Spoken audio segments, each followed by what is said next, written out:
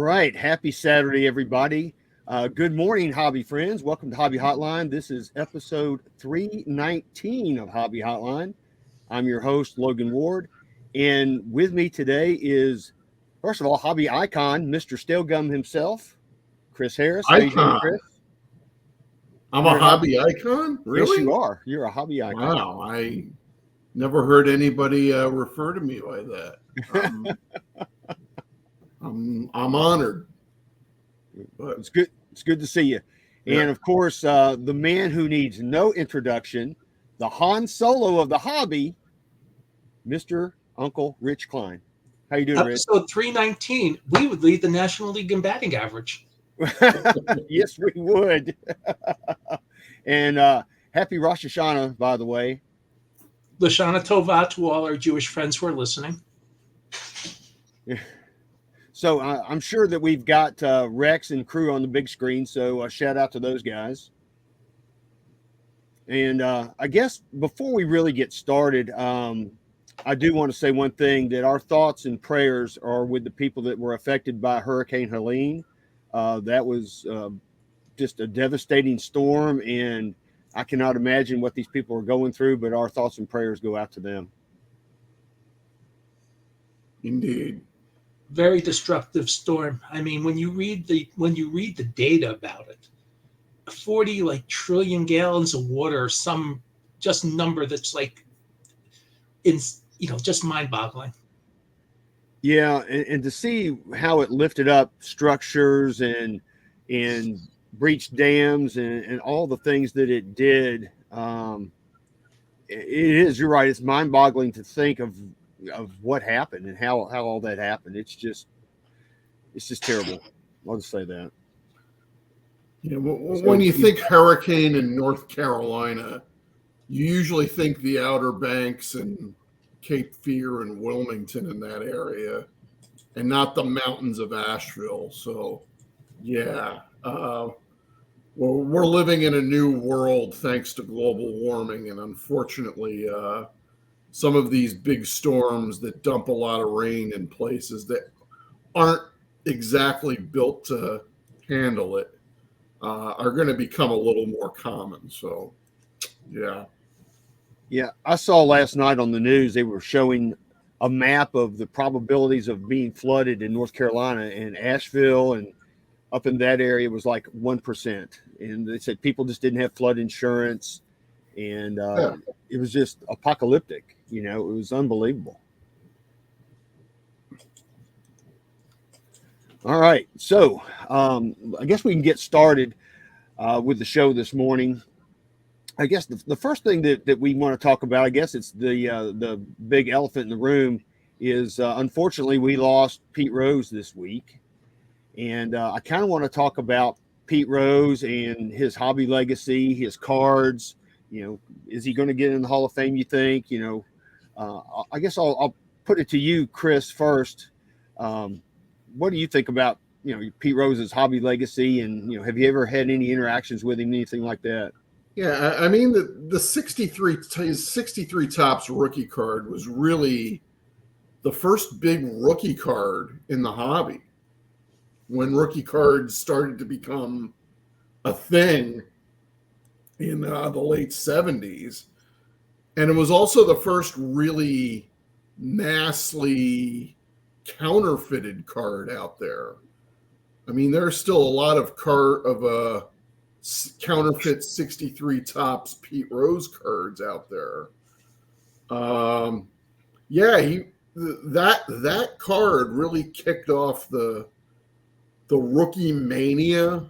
I don't know if that's the word, of the hobby in the late 70s, and we haven't looked back since. Yeah, I remember, in the late 70s, how big of a card that was. And of course, that's when, like you said, the rookie card craze was going on, and that's when all the hype for the Mickey Mantle rookie card started. And I do remember all of that. That 63 Topps is a great card. So, Rich, what are your memories of Pete Rose? Well, one thing about Pete Rose is this generation's Bob Feller. he constantly did public appearances. If he wasn't doing a show, he was signing in Las Vegas almost every day. And because so many people travel to Las Vegas, a lot of people got to meet him. And one of my friends, Joey Casey, would be a lot of times the person who sat with him in Las Vegas. And he had nothing but good things to say how Pete interacted with his fans. Heck, Pete did a show last weekend. And it was part of 4 or 5. I think there were 5 people from the Big Red Machine, Dave Concepcion, George Foster, Tony Perez, and Ken Griffey Sr. were all at the show. And there's a photo of them taken together. And you see Rose in a wheelchair. But he was literally seeing fans until the day he passed. And Pete Rose, just like Bob Feller's role in life after all that was to be Bob Feller. Pete Rose was Pete Rose. And he, it cost money to see him, yes, but he understood the fans who loved him. And there's 2 distinct things. There's the Pete Rose is a player who's a first ballot Hall of Famer, no questions asked. And there's Pete Rose and the manager who technically never bet against the Reds, but he didn't bet them to win every game. And if you're a smart bookie and you're the one he's booking at and you don't hear Pete Rose betting to win that game, you lay off money that you think the Reds will lose that game. And that's really the problem with the Pete Rose gambling saga. And what makes it difficult today is Major League Baseball, and not just Major League Baseball, but all the other sports are so intertwined now with DraftKings and all these gambling places that those didn't exist in those days. There were very strict rules. Now there may be strict rules for the players, but the leagues are taking so much money for gambling. It's like, hey, what you did was wrong then. How is it wrong now? And that's where I have real sympathy for Pete Rose in the Hall of Fame, because what he did was wrong in 1988, but is it really still wrong in 2024? Yeah, no, I agree with that. Everybody's become really laxed on gambling now. It's so pervasive. It's everywhere. I get so many ads on my phone all the time for, hey, bet MGM, bet ESPN, bet whoever. And, I think that if it had happened now, it'd be a different, they look at it differently with Pete Rose for sure. Yeah. Rich mentioned that Pete never bet on the Reds to lose. He always bet on them to win. And some people might be thinking to themselves, well, how exactly is that a bad thing? He's betting on them to win. Well, he basically ruined the careers of Mario Soto and Jose Rio by overusing them. And if you don't know who Mario Soto was, he was one of the best starting pitchers of the early 80s. And then Pete Rose becomes the manager and he throws him out there every 4 days on 4 days rest. And he was never the pitcher, same starting pitcher again. You look at also some of the ways he used his bullpen on games that we know he bet on. He would throw like John Franco, who was his closer, and pitch him in the 7th and have him pitch the last 2 1/3 innings. And he almost ruined his career too. So yes, betting on your own team does lead to negative externalities to some of your other players, and that is a bad thing. So one other thing that I wanted to bring up with Pete Rose is that, and this is something that really has gone under the radar this year, is that earlier this year, Topps made, I believe, the first officially licensed card of Pete Rose in like 30 plus years in this year's Bowman set. And I think one of the reasons why people didn't notice is that it was short printed to such a degree that nobody could really find it. It was all part of that first Bowman Chrome retro card thing that they did with, I think they did it with Babe Ruth and Johnny Bench last year. And this year they had one for Pete and I want to say Carl Yastrzemski. And there are actually outstanding autograph redemptions for Pete Rose cards from Topps this year. And I don't know if they've been fulfilled yet or if they ever will be. So, yeah. Yeah.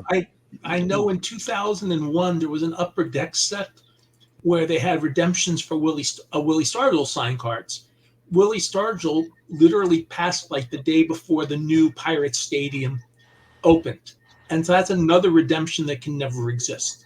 And that happens every once in a while. I believe and sometimes you sign the cards and then they get released after you pass. There was a 94 set with Don Drysdale, one of these, major company mail away things. And Don Drysdale had signed cards. And I think there's a 97 Topps Stars card of Richie Ashburn. And I think he passed before he could sign the card. So every once in a while you get these situations, and that puts a card company in a bind too. You don't have the cards. And you're not getting those cards either. And if you pull that card, how do you make it up to the person who kind of wanted the, skipping everything else? If I pulled a Pete Rose signed card, I kind of want a Pete Rose signed card. Forget whether, where he's right now. But you want the card you actually pulled. So what's your replacement going to be? That actually happened to me. And I've told the story with a Twins card for Mike Moustakas that was 2010 Topps Chrome. I pulled out of a Chrome update. I pulled out of a box when I was doing box reviews for Sports Collectors Daily. Eventually, Topps sent me a replacement card. Oscar Taveras, after he died in a car crash. I mean, there was, thank goodness, at the time I was active on the Beckett message boards, and there was somebody who actually collected every Oscar Taveras card and was happy to get that card in trade. But other than that, where was I going with that? Yeah. And that was like, that was a case where am I going with the card you just sent me? Fortunately, in my case, since it really didn't cost me anything, it was like, okay, fine. And I got something out of it. But other people might not have had quite the same sanguine reception to that. Yeah. Looking at some of the comments here, a lot of people are okay with Pete Rose getting into the Hall of Fame. I personally think he should be in the Hall of Fame. Let me read something from Wikipedia real quick. Just talking about Pete Rose. It says Rose was a switch hitter and is Major League Baseball's all-time leader in hits with 4,256, games played 3,562, at bats 14,053, singles 3,215, and outs 10,328. He won 3 World Series, 3 batting titles, 1 MVP, 2 Gold Gloves, and was Rookie of the Year in 1963. He made 17 All-Star appearances in an unequaled 5 positions: second base, left fielder, right fielder, third baseman, and first baseman. And he won his 2 Gold Gloves in 69 and 70. So he was, people don't really realize, I think, sometimes what a heck of a player he really was. He's also the first person to ever play 500 or more games at 5 different positions. That's amazing. He had an amazing career. He has all the credentials for the Hall of Fame, no doubt. But since I heard a lot of people over the years say they're probably not going to let him in until he passes. So now that he's passed, do you think that the committee is going to go, okay, he never got to see himself be in the Hall of Fame, but now we'll put him in the Hall of Fame? What do you think about that? Well, first of all, he has to be reinstated by the commissioner's office. That's true. It's also a permanent ban, not a lifetime ban. I actually, looking at our friend Bo Spencer Thompson's 1 Million Cubs project post, the person I really have the most sympathy on that list is Joe Jackson. Mm-hmm.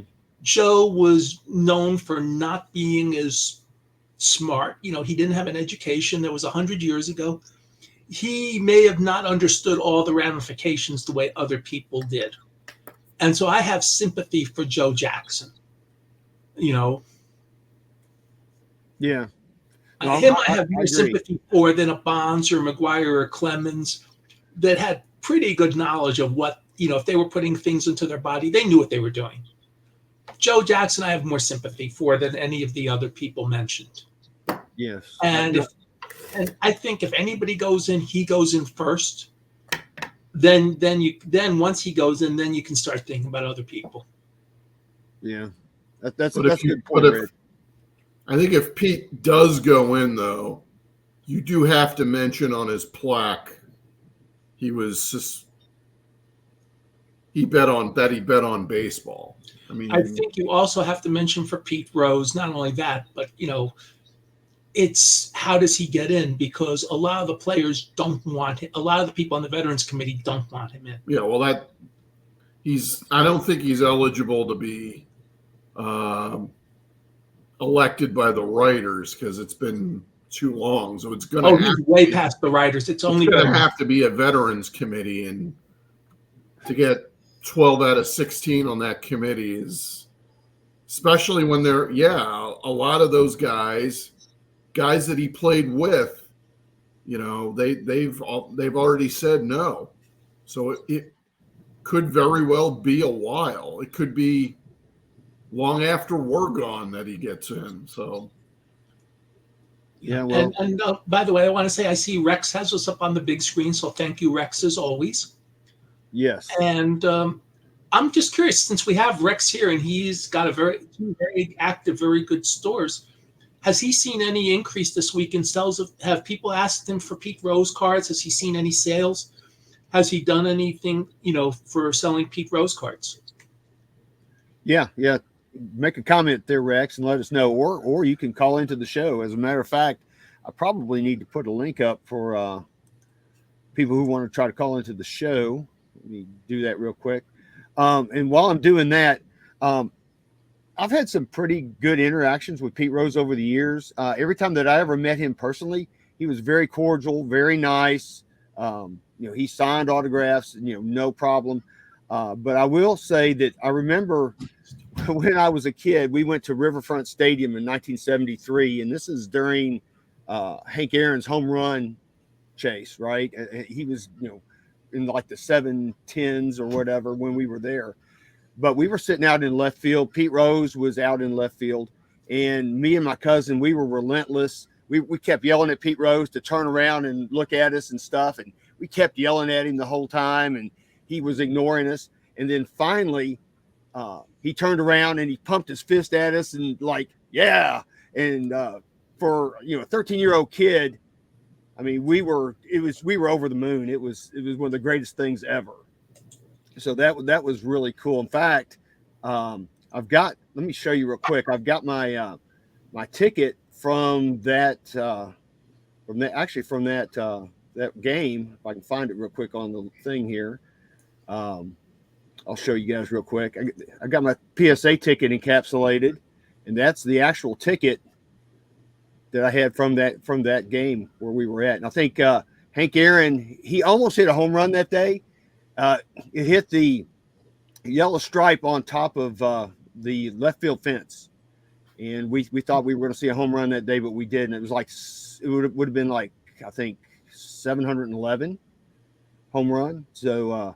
But that was really cool. I'll never forget that. That's a memory that I've got etched for life. You realize if Aaron hit a home run that day, baseball history would have been changed, because instead of entering the 74 season with 713 homers, he would have had 714, and the homer he had on opening day would have broken the record, not the one he hit off Al Downing on the Monday Night Baseball game NBC carried. Mm-hmm. And I remember that night I was sitting downstairs with my dad watching that game, and it was one of the craziest things ever. We had some friends that we lived in Louisville at the time, and that's why we were big Red Machine fans. But we had some friends that had lived in Louisville, and they moved to Atlanta. And in the background, we saw them running on the field. They were down actually at that game, so it was amazing. Well, that was one of the first times where people ran onto the field, and not the first time because it happened a lot.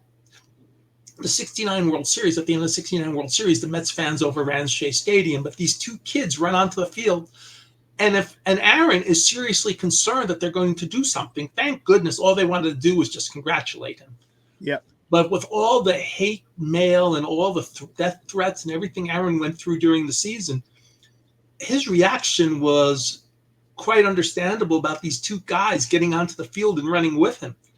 They didn't know, but as I said, thankfully it was minor. It was literally a minor inconvenience and not something that could have been much worse. I mean, 35 years later, Tom Gamboa, coaching for the White Sox, got assaulted while coaching at first base by a couple guys a father-son combo who ran onto the field. So you never know. And no matter how good your security is, and there's a lot of the hobby news this week has unfortunately been around thefts and bad things, but you never know what's going to happen. No, that's very true. Looks like Rex says that he's had people asking about Pete Rose cards and memorabilia this week, but they haven't had a huge spike in sales. Of course, he does have a ton of autos out there. I remember going and buying a blaster box to get his auto at Target. So that should tell you how many autos he's got out there. Yeah. Well, Brian Gray, since he could not be on a licensed baseball card, there was a Brian Gray, I believe, Pete Rose product in the 80s, I believe, a company called ASA, which was one of these companies all related to the Renato Galasso group and the TCMA group, and they're all kind of sort of interrelated. They had a Pete Rose set, I believe, in 1985. There are Pete Rose specific sets out there too. I think that 85 set had 120 cards.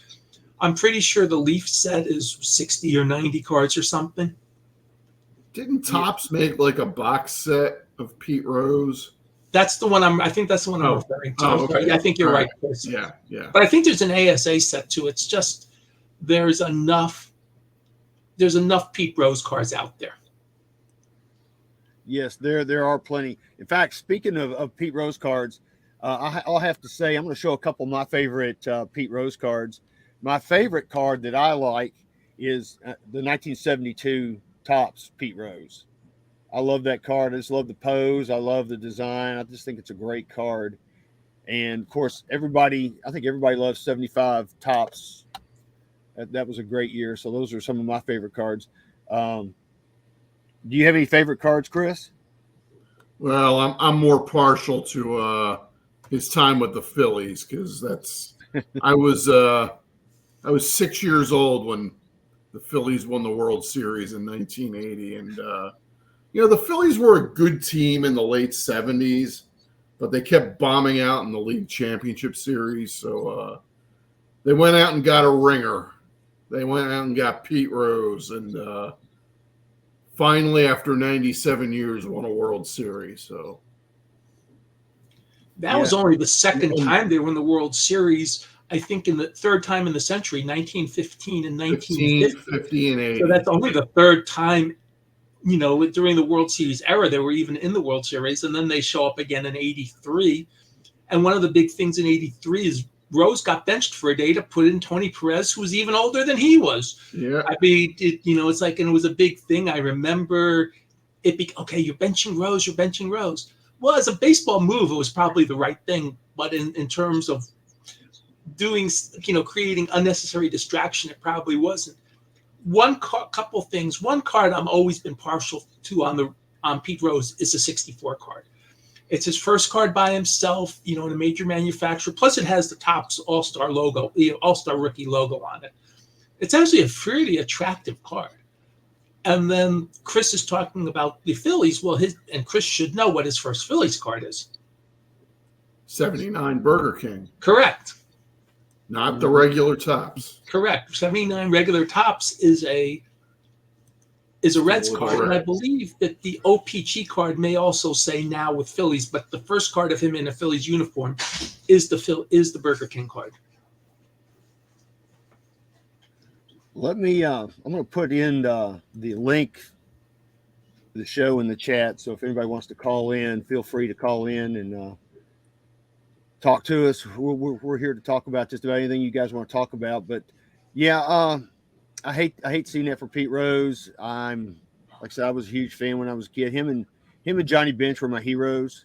I love those guys so much. I remember getting my first Pete Rose card in '71. That was very special.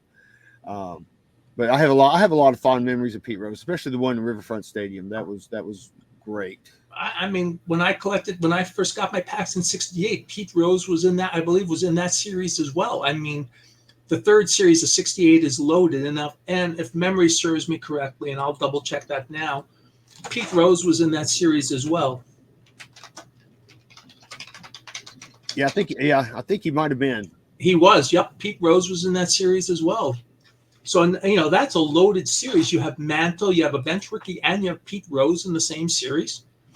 Not even counting people like Killebrew and Cepeda. You talk about a loaded. And Yaz was in that series too.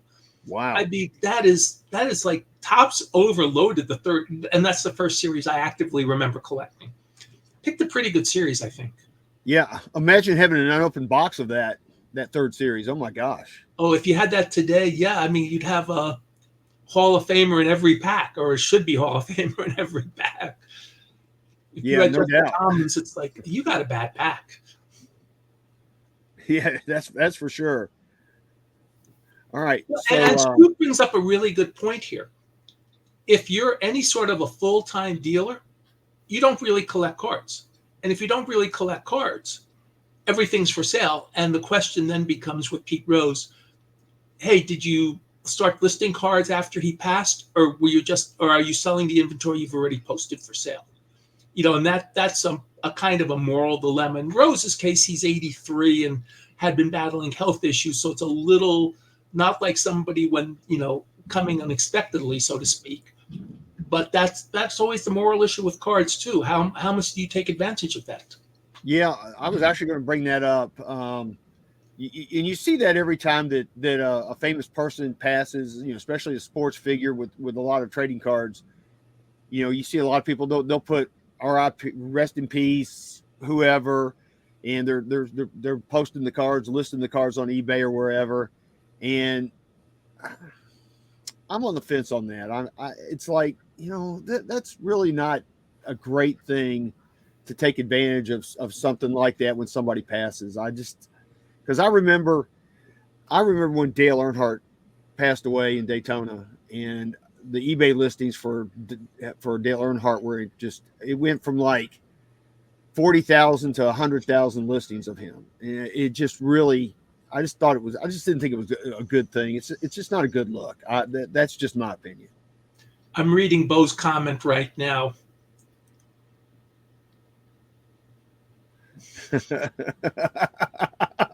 Well, Bo, you've got a point. Yeah, he's got a point. I will give you that. $20 extra for the inscription of death date. Oh, God. Hey, I still want. Hey, if somebody ever posts a '64 signed Kenny Hubbs for sale, I'd be very impressed.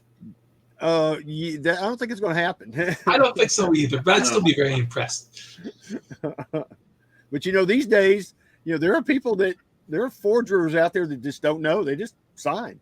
Right, but that card actually says in memoriam for the '64 Kenny Hubbs. You do that. I forgot about that. You're right. Or Jim Umbricht, where it doesn't say it on front, but it says on the back of that '64 set, Jim passed on such and such a date. Because he played the last 2 seasons of his life for the Houston Colt 45s with cancer. Pitcher. Oh. Yeah. Who was that pitcher for the Yankees in 2006, 2007? Crashed his plane into Corey Lytle. Corey Lytle, that's right. And they had a in memoriam card for him that year. Yeah, Corey Lytle was flying any autograph. He shouldn't have been flying either. It scared a lot of people in New York at the time because he flew in a place he shouldn't have been flying in. Yeah, no doubt. That was very, very, very sad. All right, so I guess we can go ahead and move on from Pete Rose. The next thing I want to talk about real quick, and we can talk about this quickly, is Fanatics has signed Connor Bedard to an exclusive autograph and memorabilia deal. Here we go again with Fanatics. Do you guys, what do you guys think about that? Chris, what are your thoughts? Well, I guess you're not getting autographs and Upper Deck products this year. Of No, you're not. And I guess this means Fanatics wants in hockey. Even though, watch out Upper Deck. Yeah.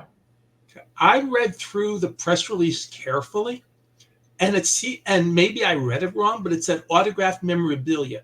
The question is cards autographed memorabilia, or does Upper Deck still have the right to have Connor Bedard sign cards? And if they do, then that's really no real impact. And I thought they had a deal with him signing cards. So I'm not convinced, and I could be wrong, I'm not convinced that you can't have Connor Bedard signed Upper Deck cards. What you won't have, though, is like signed jersey cards, I suspect. You won't have Connor Bedard relic cards. That is what I'm guessing, but I'm not. I tried to read it very carefully to see what it said. Yeah, I was looking at that as well, because at first it doesn't mention anything about autographs, and then later on it does mention autographs, and I'm like, I'm not exactly sure how this deal is going to work. But so that's why I'm curious as to what it's going to be. And Fanatics may or may not want hockey, because it'll be a while before Upper Deck's license goes away. But if you're going to sign a hockey player, you might as well sign the number one young player, considering, and he had a really good rookie year despite his one injury. Yeah, and if it really is memorabilia only, then he can still sign cards. I mean, he's going to have Upper Deck cards, just like all of the autograph exclusives Fanatics has for all these NFL quarterbacks this year. Panini is still going to make cards of the people. They may not have a lot of signatures, even though we saw some stuff floating around that's in some of their really expensive sets. There may be CJ Stroud autographs in National Treasures, but they still can make cards of the people since they have the license with the Players Association and the league. Yeah, what Rex says here, he says the word cards is missing for a reason.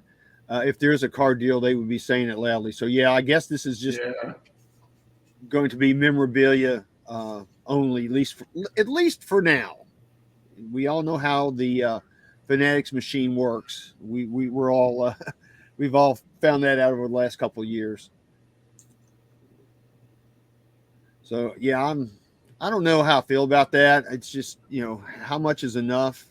That's with Fanatics, they want everything. I mean, they honestly do. In my opinion, they want everything, and I don't know that that's a good thing for the hobby. Well, Gordon, one of my signed cards actually went for over $100 recently. One of my signed Topps cards. So if it goes up after I die, somebody, there's enough of them out there. Somebody may cash in very nicely. Thank you very much. I still say we need a Rich box card. We should have done one that day. What can I tell you? All right. So I guess next thing we probably want to talk about is let's see what I've got on my list here. Real quick, we'll touch on this too. There's an Upper Deck employee that allegedly has stolen valuable trading cards from Upper Deck. Uh-oh. Rutrow is right. So what do you guys think about that? I mean, there's the price of cards now. I mean, they said that these cards are anywhere from just in the tens of dollars to, the tens of thousands of dollars that this guy stole and or allegedly stole, I will say. And I think they said that it's right now they think so far it's about $189,000, but they say it could be as much as maybe $500,000. I'm not sure if that's true or not. But Chris, what do you think about that? I'm kind of surprised. Well, I think backdooring has been a problem in the hobby for years now, but you don't hear much of it that often anymore. I guess because a lot of the cards are serial numbered, it would be kind of obvious if card number 123 of 500 is somehow makes it onto the market. Card companies have to do a bet they got to do a better job vetting their employees, apparently, because it doesn't seem to me that Upper Deck did a good job here. Not that I want to blame the victim or anything, but yeah. I mean, you really don't see a lot of these happening that often. So I'm kind of surprised it happened to Upper Deck. So, well, from what I had read, apparently the room where they store these cards is there's not a lot of security. There's not a lot of cameras. There's not a lot of. I mean, it's just easy to put them in your pocket and walk out the door. There's nobody checking. It's. I mean, I don't know if that's true or not, but that's what I read. If that's the case, I can see where people would be. There's certain people that would be tempted to do things like that because desperate people do desperate things. So, I think it's a bad look, and no matter how you look at it, there's so much hobby greed right now.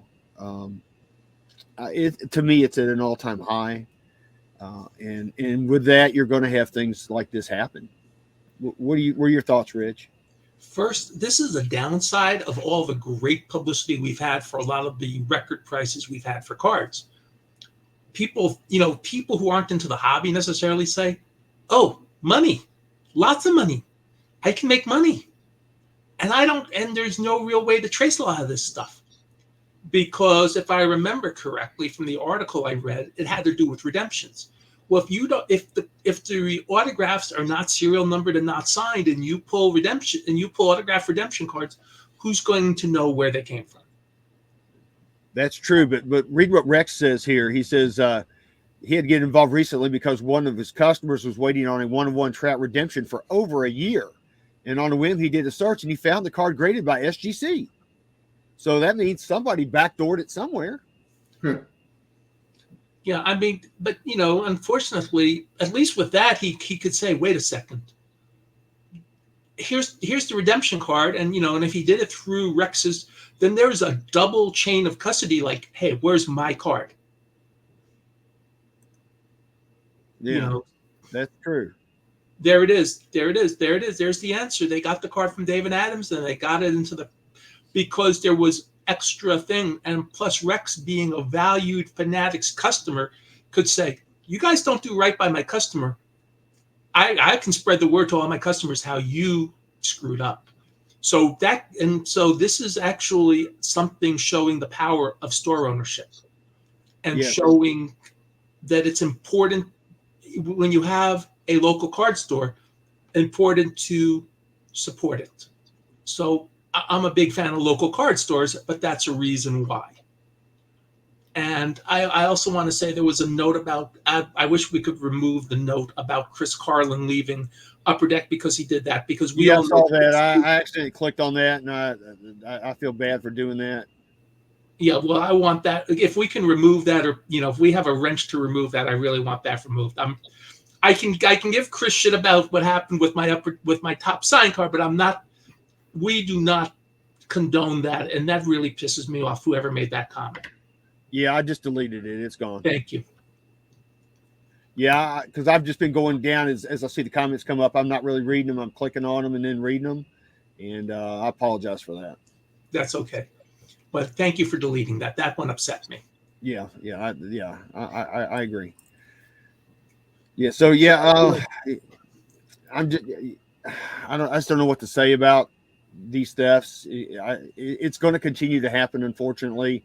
I think, unfortunately, that's just a part of the hobby now, just because of the value of these cards. It's a show in itself, but when we were prepping our notes for this week, how many of the stories had to do with theft at card shows, or thefts from employee, or theft?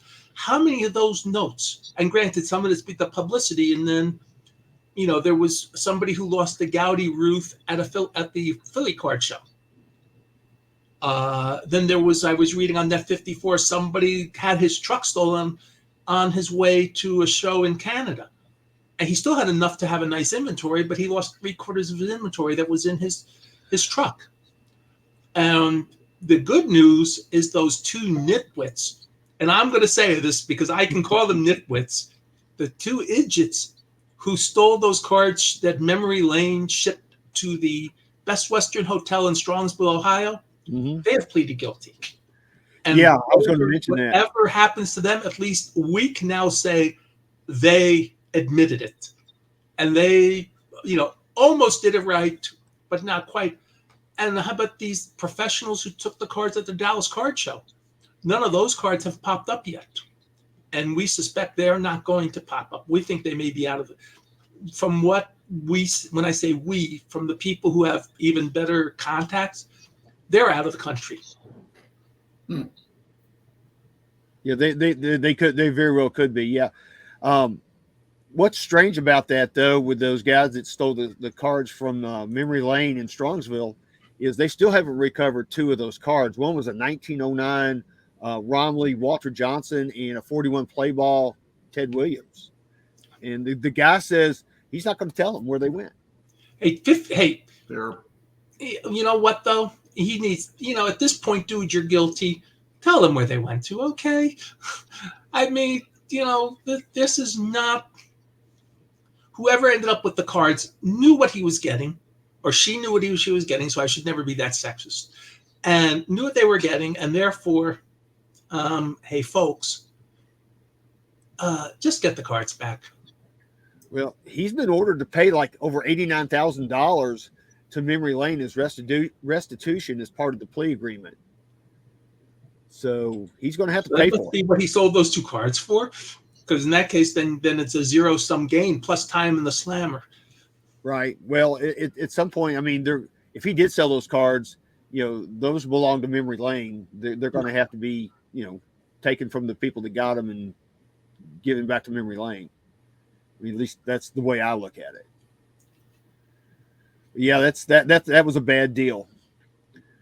All right, so we're clicking through the topics. So this is one that Chris mentioned, and it's the Topps Aaron Judge Paw Patrol card. And I think it's really neat. I've got a picture of it somewhere.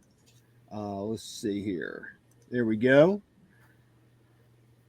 But it looks like that this was on October 2nd. Topps announced that they were going to have Aaron Judge Paw Patrol cards in 2024 Topps update.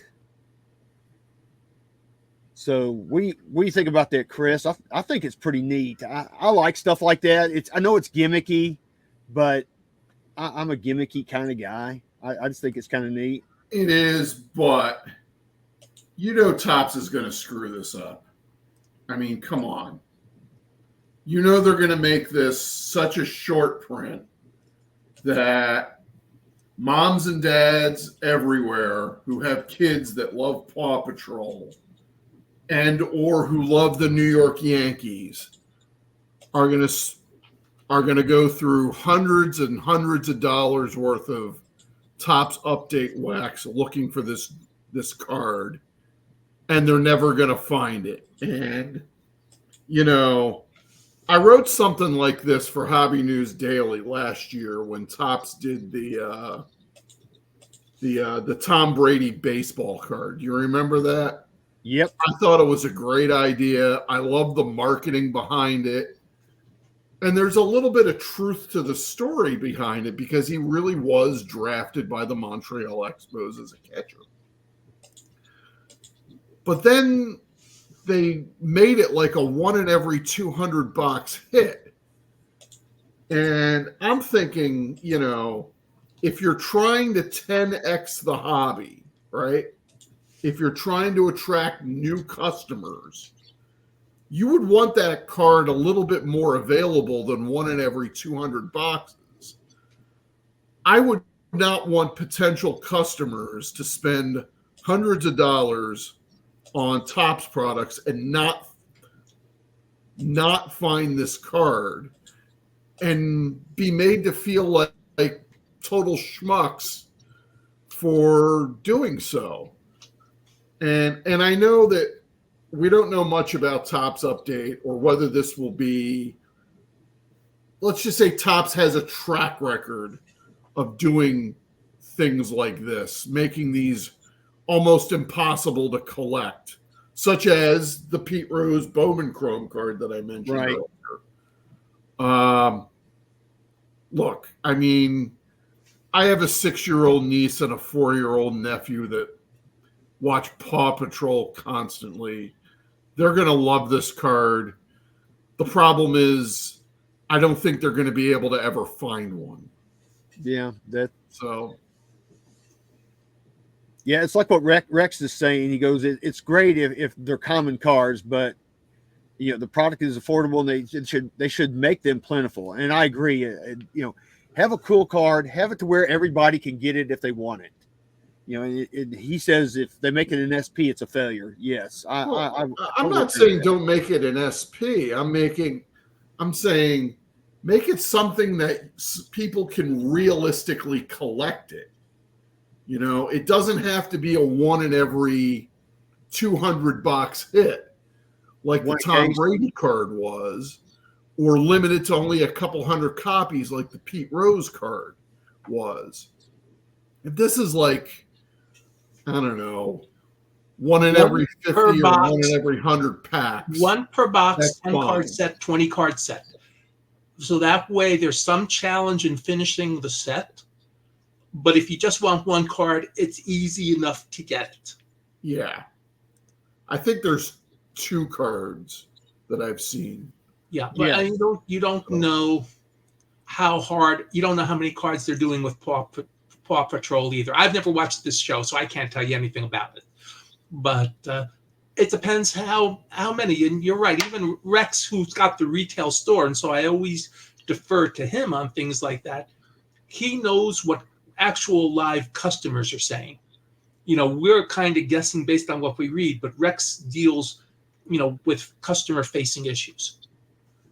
But Topps also has a history of making cards like this, cards that get a lot of attention in mainstream media and are designed to attract non-collectors into the hobby, but then delivering products that make it almost impossible to find these cards. Yeah, that funny face card that they made. I collect crazy cards like that. Yeah. Rich knows that. I would love to have one of those cards, but I'm not paying that kind of money for that card just to have it as something to put in a showcase somewhere. I'm just not gonna do that. I would like to see cards like that to be a little bit more available. But I guess it should have been Jackson Holiday's base card. Yeah, it should have been. Coulda, shoulda, woulda. Yeah, but, I would definitely love to have that card. Well, but when you're Topps and everything is a nail and all you have is a hammer, keep coming up with the same ideas. Yeah, I was over again. I was reading out there too on the internet. Maybe it was Twitter. I can't remember where I saw this at, but people were thinking that now that Aaron Judge is on these Paw Patrol cards, that it's going to be a curse. What do you guys think about that? The curse of. I like true crime shows, so Mookie says I should watch an episode of Paw Patrol, so I'll go looking for an episode later. True crime shows. There was a funny Saturday Night Live skit a couple of years ago about Paw Patrol. I'll just leave it at that. So, gotcha. Couple of comments here. Mookie says, Uncle Rich, Paw Patrol is a show about dogs that solve crimes. You would love it. So yeah, Rich, you definitely need to check out an episode. Maybe you'll start streaming that thing, and who knows what'll happen.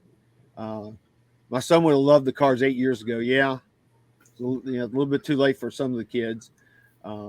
Rex is saying the fun face card could have been done better. There are several variations.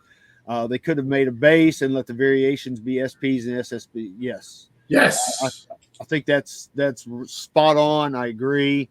I would love to have seen them do that, because somebody should hire Rex for Topps product development. Definitely, definitely, definitely. Well, Rex has so much retail experience. Plus he owns the store, but he also has worked for enough retailers. We've talked to him enough that Rex actually understands how to do things, unlike some people who just sit and have never really dealt with customers. Yeah, very yes. Which yeah. I know what you're saying, Rich. So yeah, that's I'm looking forward to seeing that card. I think it'll be neat. Let me show that picture of that card real quick again. I'm looking at that top card and I'm thinking he's looking like, oh no, did I just step in some dog poop? Yeah. He's got this oh no look on his face. But anyway, I digress. So, all right. See, it's we're about 51 minutes into this thing.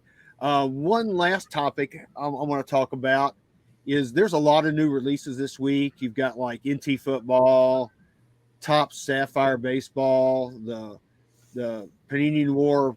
I think that's how you pronounce it. Basketball. Some of these are kind of I'll say reasonably priced. Some of them are very expensive.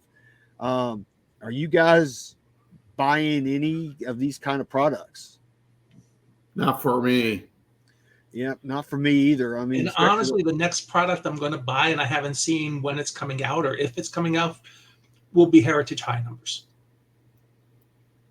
And that would, because I don't buy a lot of new stuff. Heritage High number, maybe a blaster of update, Topps update. Those would be the two things I would purchase. Other than that, I'm not really. There's not a lot of stuff I buy nowadays, so I don't go chasing. But I like base. I'll buy basic Topps one next year.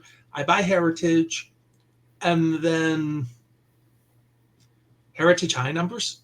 And then, occasionally a dribble, a pack, a blaster box here and there when I go to Walmart and I'm about due for a Walmart trip. The thing with Sapphire Chrome is I already have these cards. Why do I need to buy them again because they're blue? I mean, it's literally the same thing as it's all 700 cards of the Topps base set, but they're blue. Why? Well, they've got to maximize how much all the money that they've spent 10x on the hobby, right? They've got to try to recoup that. I will also remind you, at least back in the day, and I don't know if this is still true today, but when you pay MLB and the Players Association to produce sets, if you are producing a parallel set or parallel cards, that does not count against your total products. So if you produce, at least back in the day, if you made a Tiffany set and you could only produce, let's say, 10 products in a year, well, the Tiffany set did not count as a product towards your 10 products because it's a parallel of the set you already produced. If that's true, then you do that because then you don't have to pay more licensing money. And that, at least, and again, I'm going to what was back in the day, and I don't know what today's contracts are. Yeah. I didn't even know that. I don't think there are any limits anymore, although there should be. Right. But I'm just saying if there are. Consider how many products that Topps makes now in baseball. Right. But how many of them, like 582 Montgomery Club, how many of them are, the parallel to the base set, and how many of them are separate issues? Or, does Topps Now and Topps or Panini Instant count as products? Or are they just allowed to be offshoots, so to speak? I mean, I don't, as Chris, as you say, we don't know the contracts. Yeah, we don't know. So even though the whole reason why they gave Topps the exclusive license in the first place was to cut down on the number of brands and different releases, there are more releases now than there were 15 years ago, probably. So, yeah. Whatever. I mean, it's almost weekly that there's a new baseball release. It seems like. I mean, I know that's not true, but it seems like it's almost a weekly occurrence now. And as a NASCAR collector, I don't know how baseball collectors do it. I mean, if you are wanting to try to get a base set of everything, I don't know how you would even go about doing that with the way the prices are these days. To me, it would I make me mean, feel like I almost don't want to collect because it's so overwhelming at that point. That's why I pick and choose what I buy. yeah. And some of the products, especially a lot of the high end products, don't even have a base set anymore to collect. It's just hits, hits, hits. And to be fair, some of the sets that do have base sets aren't really worth collecting anyway. So Yeah, but I know all you guys are all like me. You're old school. We like to collect sets. I try to collect sets. When I bust a box of anything, the first thing I'm doing after I get done busting it is I'm sorting through it, seeing what cards I still need. Maybe trade for some, maybe go buy some, whatever, depending on where you are with it. But that's kind of how I roll. I know Rich for sure you roll that way, and Chris does. But it seems like base cards, like when I was at the National this year, I can't tell you how many stacks of base cards I would see just stuck around in miscellaneous spots, like over where they had the tables in the food court or places like it. People just didn't care. They just left them. They didn't want them. But that's been going on since at least the 1980s. My friends Henry and Huntz, who had a true neighborhood local card store in Garfield, New Jersey, when 85 Tops came out, that we were in the New York area and people wanted the second year Mattingly card or the Dwight Gooden rookies and all that. If there wasn't a card they wanted, they left the cards on the counter. Well, about 2 years later, they cashed in very nicely because there was a whole bunch of Mark McGuire Olympic cards left behind. So that's been going on for 40 years, folks. how do you think I built my 89 Upper Deck, 90 Leaf, and 92 Bowman sets? Left behind. You don't want this card of Mariano Rivera? What is this guy? Yeah, and he looks like he's 15 years old. He's a like kid. He looks leaning like, against the lamppost. Yeah. looks like he's on his way to algebra class. Yeah. Yeah. Why would you want a card of him? Yeah. Anyway, we're coming up to the top of the hour. Thank you for the nice compliment, Mad City. Yes, we appreciate that a lot. So, closing out the show, I had a few pickups this week. I don't know if you guys have any pickups that you want to show or anything like that. Hold on a sec. But there goes Chris. He's got something he wants to show. I've got a few odds and end things I'm going to show real quick because we are a hobby show. For those of you who don't know, to look at me right now, you wouldn't think I was a cyclist, but I am. A lot of things have happened, but I'm going to get back into it. But one of the cards that I picked up here recently was this Eddie Merckx card from 1967. It's a Panini card. And I'm actually trying to collect the entire Eddie Merckx master set on the PSA set registry. So that's one of the cards I picked up. Really do enjoy those cards. Also, I've got an F1 card here. A lot of people think Lewis Hamilton's the GOAT. No, Lewis Hamilton is not the GOAT, in my opinion. Juan Manuel Fangio is the GOAT. And here's a card. I'm not sure what country this is from. I may say Argentina, but this is from 1957. It's a Sada card. It's Juan Manuel Fangio. Sada. Yeah. If you look at the back, you can see this is. So I'm not exactly sure where it's from. I probably should do a little bit more research. But again, that's another. Firenze is Florence, Italy in Italian. So okay, there you go. There you go. So what have you got, Chris? All right, I went to what is essentially my de facto LCS, and that's Bel Air Sports Cards in Bel Air, Maryland. And I was able to finally dust off my 95 Donruss Elite set with this Ken Griffey Jr. card. Nice. Pretty cool. And there was one card that I found that I've never seen before. And Rich, I was wondering if maybe you can find something about it. It's a Greg Maddux Cyber Action card. It's printed on a very thin cardstock. And apparently this was a contest with Tough Stuff for a trip to the 98 World Series. So this is card number 5 of 6. I picked it up because I'd never seen it before. So the website cyberaction.com is dead. So anyway, if anybody's got any information on this card, I'd appreciate it. So yeah, Chris, I'm looking. Okay, Chris, I'm looking. I just went to the ComC site, and the ComC calls the set 1998 Cyber Action Tough Stuff Great World Series giveaway entry. okay. There you go. So I guess these were in copies of Tough Stuff. Or you got them through Tough Stuff or something, but it's And what is Cyber Action? you're asking me. You can go to comc.com and look up. I mean, the only ones I see are, I mean, I don't remember the set, but you can look up, and the only ones I saw. I'm trying to understand how these cards were distributed. What Cyber Action? Anyway, Anyway, so but there's actually Greg later Maddox on the ComC site too. I'm not sure whether it was at a show. You know, Tough Stuff did shows. I don't know if they were. I don't remember if they were inserts in the magazine or whether they did it at a Tough Stuff show.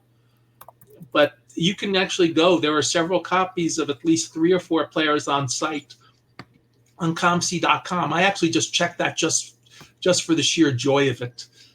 I mean, I'm sure you could check eBay too. Yeah, I'm going to go on the internet. Since I work at ComC, I figured I'd check their site first. You know, small technical detail. Cyber Action is one word, by the way. Yeah. That's cool, Chris. Some nice pickups. Rich, have you picked up anything? I've picked up nothing. I did get a nice donation when I went to Triple Cards at a trade night the other day, and they give us donations for the, our Adat Haverim Brotherhood charitable efforts, and I get cards nobody else wants. And it was a big box full of plastic. I don't have them because my friend Raymond took them to pull the cards out while he's watching football games. But it was a full box full of cards in plastic sheets. Thank good the plastic sheets are in good shape. And they were mid-90s minor inserts and common base cards of basketball. The entire box was basketball, and there were thousands. Wow. So nothing really for me to keep, but it was nice looking at those cards, which I didn't have a lot of familiarity with. And they weren't from the overproduced era. They were afterwards. They were from the mid and late 90s. Well, it looks like Stooks was able to pick up some 3 more 65 Old London coins. I love those coins. Those are pretty cool. They're nice coins. They're nice coins. Yes, they are. I know I identified like 10 or 15, not in PSA slabs, but I know I identified 10 or 15 Old London coins this week. Don't those have the paper inserts, if I'm not mistaken? I think they do, but there's they're nice looking things. I like those. But yeah, he says he's down to 14 in PSA 7 or better. So good luck with that. That's cool. I'm glad to see stuff like that. All right, so we are in Hobby Hotline overtime. So I just want to say thanks to everybody out there for spending your Saturday morning with us. Next week on Hobby Hotline, we will return with more of your favorite hosts. So I believe Dr. Beckett is one of the 3 hosts next week. Yep. So Dr. B will be on. I don't know that I can't remember that I've ever been on a show with Dr. Beckett. So one of these days, hopefully that will happen. But anyway, happy collecting everybody out there. And I guess for Chris and Rich. Next week is Heroes for Sale, Dr. Beckett in Orlando. Okay. One last thing I want to mention. Baseball Cardpedia is currently down for unscheduled maintenance. We're having some issues with our server. So. Oh, that's no fun. Yeah. You see, I would have looked that card up myself, Rich, but my website's down. So I know the feeling. Every website goes through that problem. Oh boy. Yeah. So no matter how good it is, something always can go wrong. All right. So anyway, So Chris, do you have any parting words here? huh. Chris, I will say something so you can say your code of the words you always say to end the show. So thank you all for watching. Thank you all for your great comments. Thank you all. And Chris. And keep on rocking in the free world.